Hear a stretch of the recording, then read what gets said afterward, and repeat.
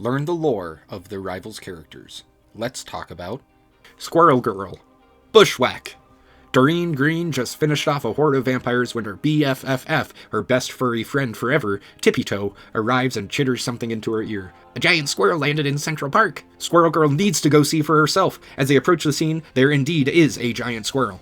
"Excuse me, ma'am. You look like you could use a friend," Doreen says. I am so far from home, yet the scent of this realm seems familiar. Tell me, where have I fallen, child? You're on Earth. New York City, to be exact. Hold on. Did you just talk? Doreen can speak to squirrels, but they usually chitter-chatter. This squirrel was speaking English. The squirrel introduces herself as Radatasker, the squirrel from Yggdrasil, the world tree of Asgard. But she was sent falling. Doreen Green steps in and says, "By Loki? Yeah, that figures."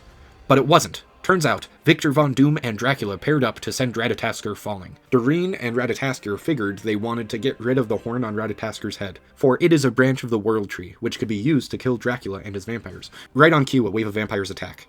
They are fending them off slowly but surely, when suddenly a vampire with fashion sense comes out. He's wearing a black suit with blood-red cape and gold trimming. "Stand aside, child. Radatasker is under my protection now, buddy. No harm will come to her." "I wouldn't dream of it. I have bigger plans for her. So swears Dracula." They start fighting, but the vampires that surround Dracula are elite compared to the other vampires they've fought so far. Dracula sends his minions directly after Doreen. "Tippy, call in reinforcements!"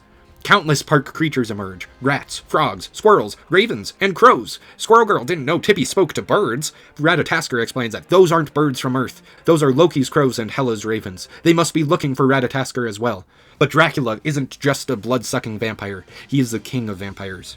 He pulls a reversal, and all the squirrels and other creatures stop dead still.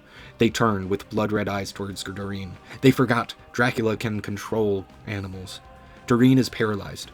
Not because of anything that Dracula did. She's just frozen in fear. Her best friends are going to turn on them? "Looks like you've got a rodent problem, kid." Blasts of energy beams come down from the sky and wake up all the squirrels from the trance as Iron Man flies in, with Moon Knight soaring down right after. They came to rescue Squirrel Girl in the nick of time.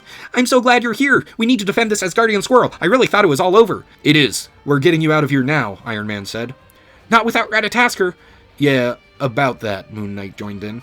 "I don't see a giant squirrel. No Dracula either. And they say I'm the crazy one."